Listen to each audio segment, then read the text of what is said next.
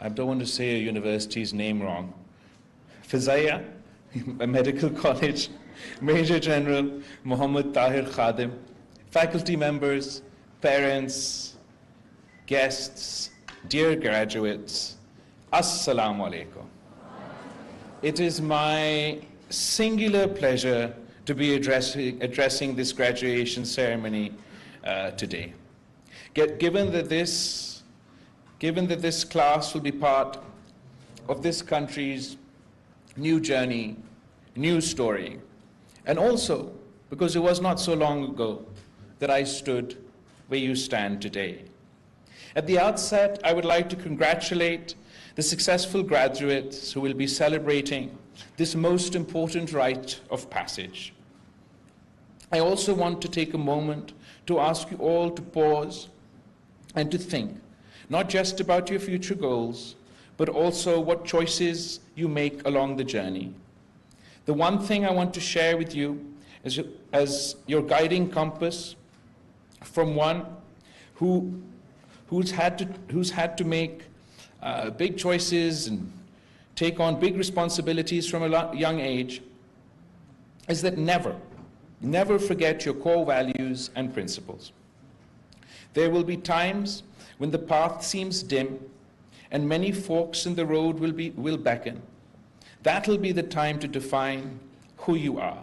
Every crisis, every challenge will be an opportunity to stay a course that aligns with the map of personal morality that you set for yourself, and everything else will fall into place slowly but surely. Do not forget, dear students, that we are the heirs of a rich and diverse civilization. We are the heirs of the ancient Indus Valley civilization. We are the heirs of Babul Islam, the gateway of Islam to Asia. We are the heirs of Muhammad Ali Jinnah, the founding father of our nation, who has the unique privilege to be amongst the very few who not only charted a course of their own history, but charted out the contours of this great country for us today. And as we stand here today, great changes, including climate stress, are challenging our nations, our communities, our planet. Apart from a sense of responsibility to history, because in all ages of transition, such values matter, equally important will be building an unwavering culture of service to the nation, to a broader community, and rising above the lure of ego. If you are able to keep working on those very basic guiding principles, your character will start assuming a luster of its own, where teamwork and integrity will follow naturally as the North Star of your career and professional journey. At this point, I would also like to congratulate the Fazaia Medical College for the very real progress that it has made in the past 7 years in terms of making a mark as a medical institution with high standing at the national and international level. The achievements speak for the dedication and untiring efforts and excellence of the FMC faculty, staff, support of the leadership of FMC and Air University. The contributions of Pakistan Air Force to the provision of quality healthcare services, not only to PAF personnel, but also to the public at large, are quite well known. Moreover, the nation is highly indebted to the role and services of all branches of the armed forces in terms of provision of medical relief during national disasters. Their participation in international disaster relief operations is well acknowledged internationally and is a valuable means of public diplomacy for Pakistan.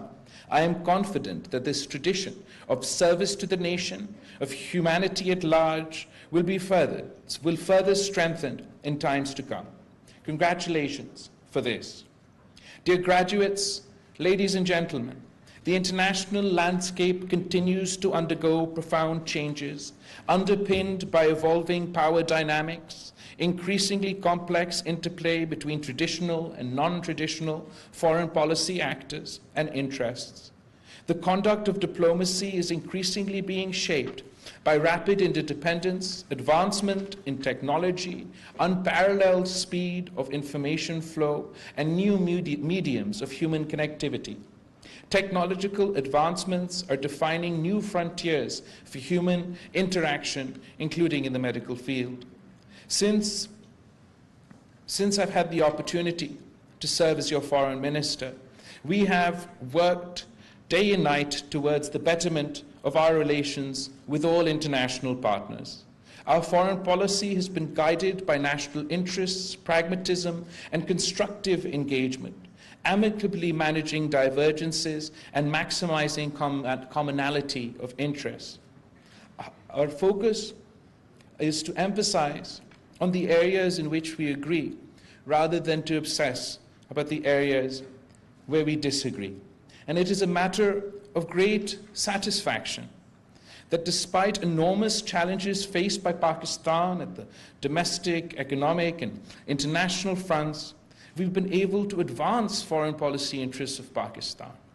The recent achievements on the diplomatic front include Pakistan's exit from the FATF grey list, our key role in creating the Loss and Damage Fund at COP27 for countries impacted by climate change-related calamities, global recognition of Pakistan's leadership at G77 in China, as well as our stewardship of the OIC as chair of the Council of Foreign Ministers.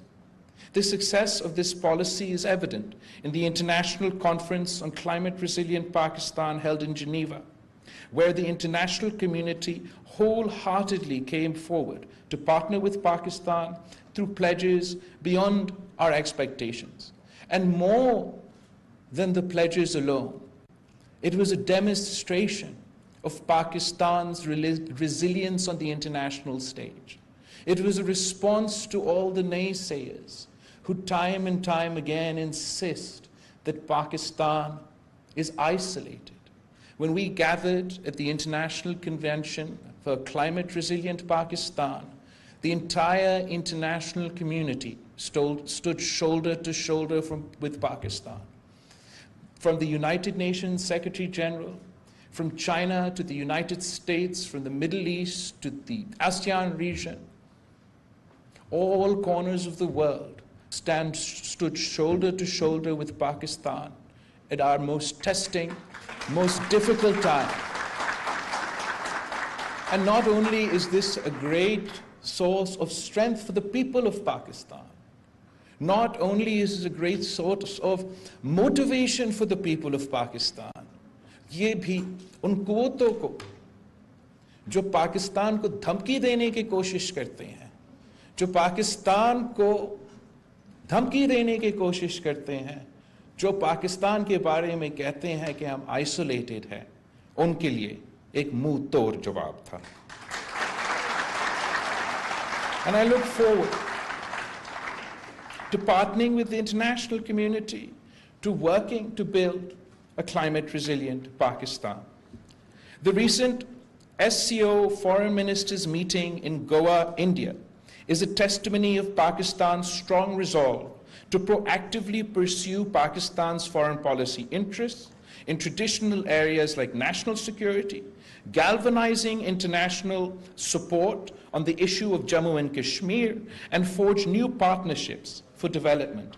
At the same time, we are mindful of the fact that Pakistan's diplomatic significance and political influence at the international level is a function of its economic relevance and integration in the global investment, trade, services, technology, and supply chain ecosystem.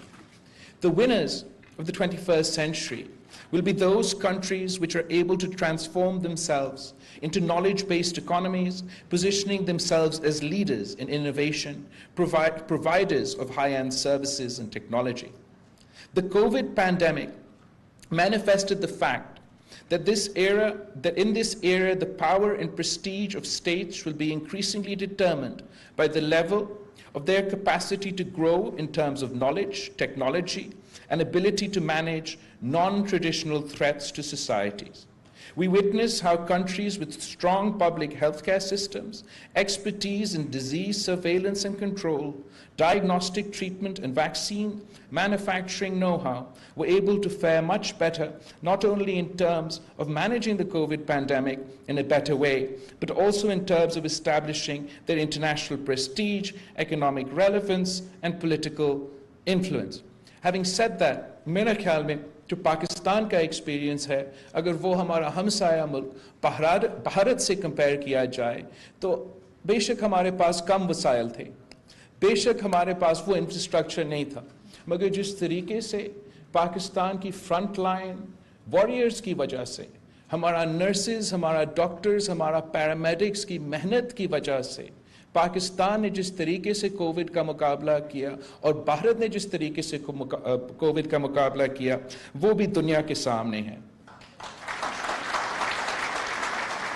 The pandemic also demonstrated the interconnectedness of the world we live in. The potential of international collaboration was demonstrated during the COVID pandemic, resulting in the development of vaccines in record time. It also highlighted the imperative of collective action in the face of global threats, compelling states to cooperate for the prevention, control, and treatment of infection. I therefore encourage our medical professions, our medical training institutions, and seats of learning to keep upgrading their skills and cutting-edge tools and technology to meet the latest international standards and practices in the medical field. In parallel, the clinical faculty also needs to be abreast of the latest practices and innovations in the field, such as the role of allied sciences in patients' care, computer sciences, robotics, and artificial intelligence. The Ministry of Foreign Affairs stands ready to play its due role for facilitating international partnerships, healthcare cooperations, and networking in this regard. Through a well-functioning healthcare system built on trained and motivated healthcare providers, a well-maintained infrastructure, efficient use of technologies, and strong health plans, Pakistan can position itself as a hub for medical treatment and services in the region. This is one of the sure recipes for Pakistan to leapfrog stages of development and join the ranks of other knowledge-based economies which are reaping the benefit of their highly trained and qualified manpower. Export of high-end surgical and medical equipment and products and other avenues for Pakistan to qualify into the league of high technology exporters. To this end, industry and academia linkages need to be strengthened proactively. It is heartening to note that among the successful technology startups in Pakistan, several are working in the field of healthcare. I want to take advantage of this opportunity. اس لیے مجھے یہ موقع زیادہ تر نہیں ملتا ہے جہاں میں میڈیکل اسٹوڈنٹس سے, ڈاکٹرز سے اور ہیلتھ کیئر پروفیشنل سے مخاطب ہوں. اس لیے جب سے میں سیاست میں آیا ہوں, پاکستان میں سیاست کر رہا ہوں, میرا ایک ایریا آف انٹرسٹ آپ کا میڈیکل پروفیشن رہا ہے. اور میں ہمارا اب جب سے پاکستان واپس آئے, میرا کوشش یہ رہا ہے جہاں ہمیں موقع ملا ہے صوبہ سندھ میں کہ ایک فلسفی کی بنیاد پہ ہم تھوڑا سا صحت کے نظام میں بہتری لے کر آئے. اور دو سوچ تھے اس میں, ایک کہ میں نہیں چاہتا ہوں, میں نہیں سمجھتا ہوں کہ یہ that it is just کہ as a result of how wealthy you are, that should not be a barrier to access to health care. مجھے یہ بہت برا لگتا ہے کہ that your wealth is a deciding factor on whether you should live or die. میرا خیال میں یہ ہمارا نظریہ, ہمارا سوچ کے خلاف ہے. اور اس لیے ہمارا پورا کوشش رہا ہے کہ ایک حکومت کی طرف سے اور پبلک پرائیویٹ پارٹنرشپ کو بھی استعمال کر کے کہ ہم مفت علاج خاص طور پہ جو عام آدمی ہیں ان کو پہنچائے, ان کے گھر تک پہنچائے, ان کے علاقوں تک پہنچائے, اور یہ علاج, یہ فیسلٹیز عالمی سطح کا سٹینڈرڈز کا جو ہے ان کا مقابلہ کر سکیں. نا شاید آپ کو ایسا لگے کہ پاکستان کا کوئی صوبائی حکومت کے پاس اتنا وہ اہل نہیں ہے کہ یہ کام مکمل کر سکے. میں آپ کو بتانا چاہتا ہوں, کچھ ایگزامپلس بھی دینا چاہتا ہوں جہاں بہت سے مسائل ہیں. میں ایسے تو پریٹینڈ نہیں کر سکتا ہوں کہ ہم نے شہد اور دودھ کے نہریں بہہ رہے ہیں, لیکن میں اتنا تو کہہ سکتا ہوں کہ ہمارا کم وسائل کم وسائل سے زیادہ محنت سے, اور ہمارا محنت کم, ہمارا ہیلتھ پروفیشنلز کا, ہمارا بیوروکریسی کا, ہمارا اسٹوڈنٹس کا محنت کی وجہ سے, ہمارا ڈاکٹرز کی محنت کی وجہ سے ہم نے ایسے ادارے کھڑے کیے ہیں where I am not shy to say and I invite all the graduating students here today کہ میں آپ کے لیے ٹور کا بندوبست کرتا ہوں کہ آپ آئے تاکہ ہم آپ کو سندھ کے وہ ہاسپٹلز دکھا سکتے ہیں جس سے میں آپ سے دعویٰ کرتا ہوں کہ آپ آئیں گے اور آپ خود دیکھیں گے کہ یہ ہاسپٹلز جس کا میں ابھی ذکر کرنے والا ہوں وہ انٹرنیشنل سطح کا, پوری دنیا کا, کسی امریکہ کا آپ اٹھا کے, یو کے کا آپ اٹھا کے ان کا مقابلہ کر سکتے ہیں. اور یہ ہم اپنے وسائل سے, پاکستان کے وسائل سے یہ ادارے کھڑے ہوئے ہیں. I want to ask you کہ کیا آپ, has anybody heard of Gambat? کسی نے سنا ہے کہ گمبٹ کیا؟ ادھر آگے 2-3 لوگ ہیں. میں باقیوں کو سمجھانے کے لیے, گمبٹ ایک تحصیل ہے, گمبٹ تحصیل جو خیرپور ضلع سندھ میں ہے, ناردرن سندھ میں ہے, ہمارا سب سے بڑا ڈسٹرکٹ ہے, بہت پسماندہ علاقہ ہے. اور مجھے, ہم سب کو یہ بات بہت تنگ کرتا تھا کہ اگر آپ کو پاکستان میں لیور کا علاج کروانا ہے, آپ کو لیور ٹرانسپلانٹ کرنا تھا, تو مجھے بہت برا لگتا تھا کہ یہ بہت مہنگا علاج ہے اور کروانے کے لیے ہمارے اپنے لوگ باہر جانا پڑتا تھا, یہ دوسرے ملک جانے پڑتے تھے. اور اب میں فخر سے کہہ سکتا ہوں کہ گمبٹ کی تحصیل خیرپور میں آپ کو حکومت کے ہاسپٹل میں فری مفت لیور ٹرانسپلانٹ کا علاج ملتا ہے, اور وہ ہم نے کر کے دکھایا ہے. اب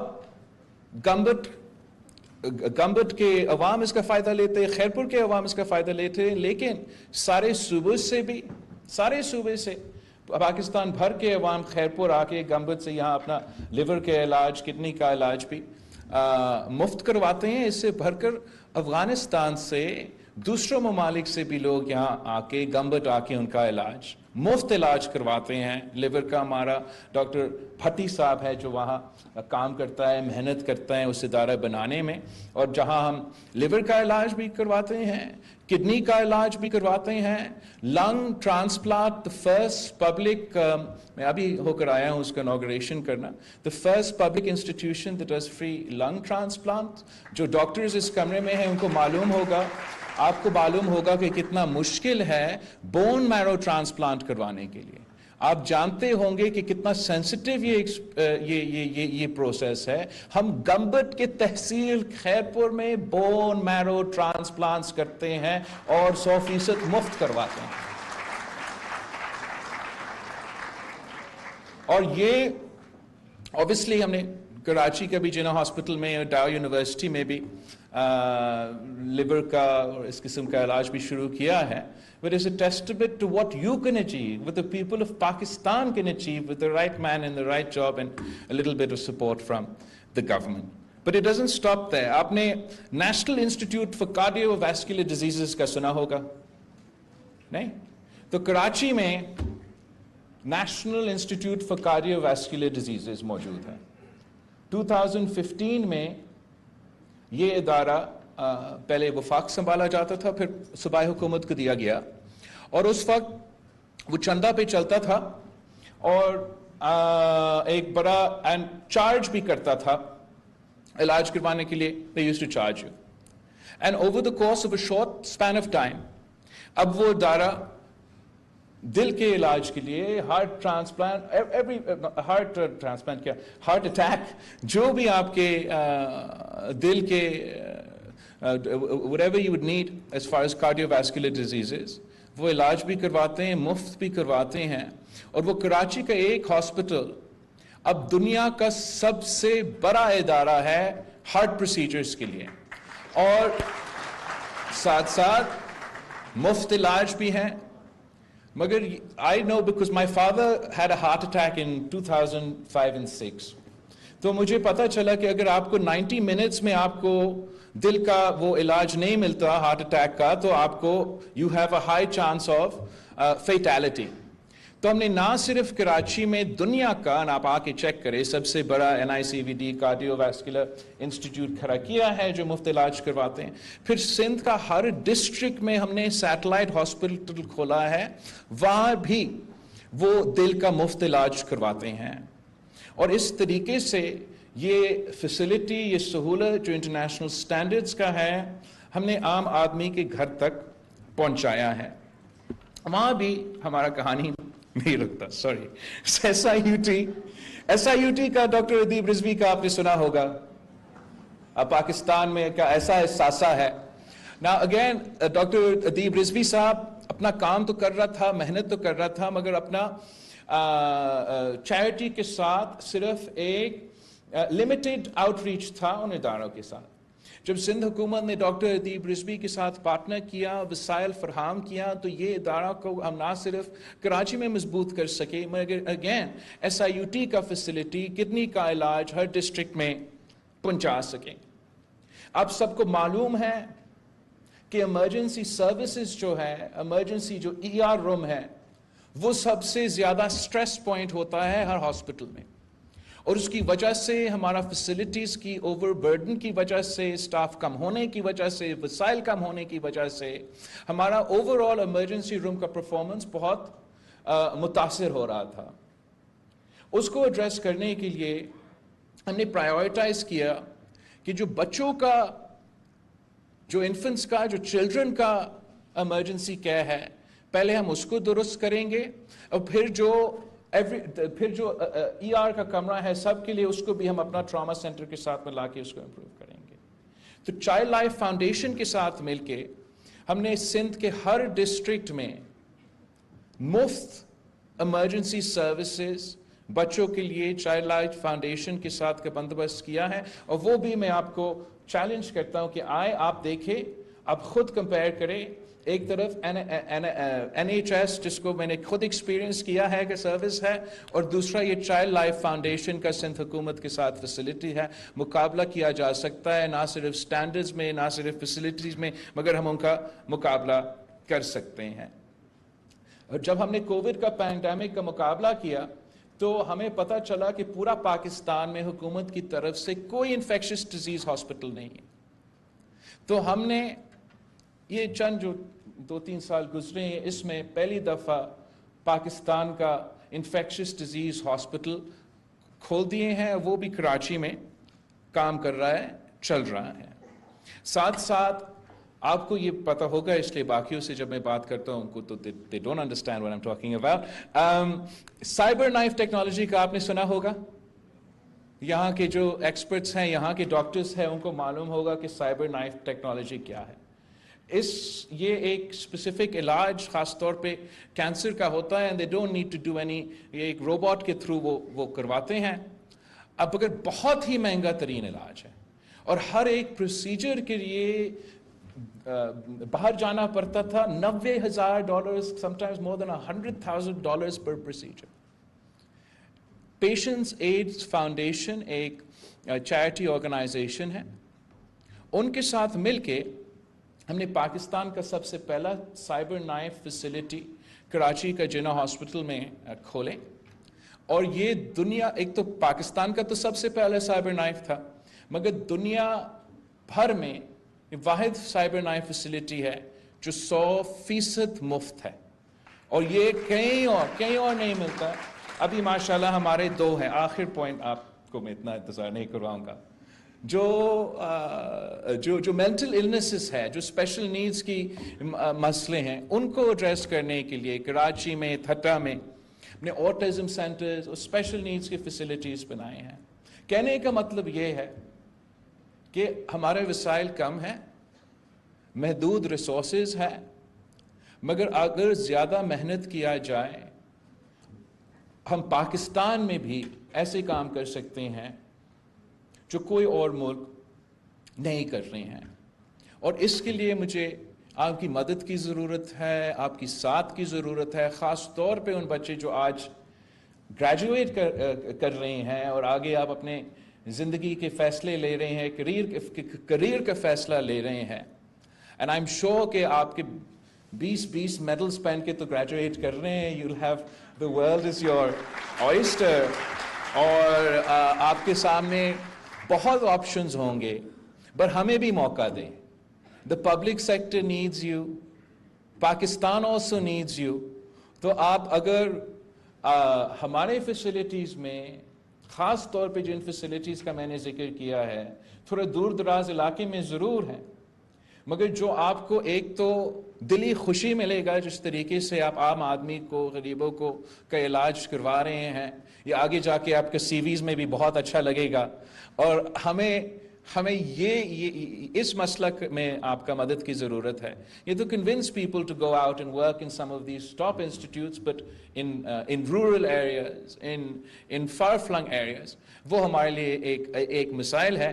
تو اس موقع کا فائدہ اٹھاتے ہوئے میں نے چاہا کہ میں آپ سے ریکویسٹ کروں, آپ کے ڈاکٹرز سے, آپ کے ٹیچرز سے, اور خاص طور پہ اسٹوڈنٹس سے ریکویسٹ کروں کہ ہمیں آپ موقع دے that we can work with you. I'm sure you'll be applying to a lot of hospitals, but آپ ہمیں ہمارے hospitals میں apply کرنا بھی ذرا سوچیں. Finally, dear graduates, the graduation ceremony marks the beginning of your professional career. I am confident that you will perform to the best of your capacities and serve this great country with the utmost care. When you excel in your careers, remember to give back to this land, this Pakistan, which nurtured you like your mother did in your early years. I once again congratulate all proud parents who must have put in their best efforts to support you, to groom their children, to become professional healthcare providers. I wish you all a very happy, bright and memorable days in your careers. May Almighty Allah bless you in all your future endeavors. Thank you. Aap sabka bahut shukriya. Pakistan.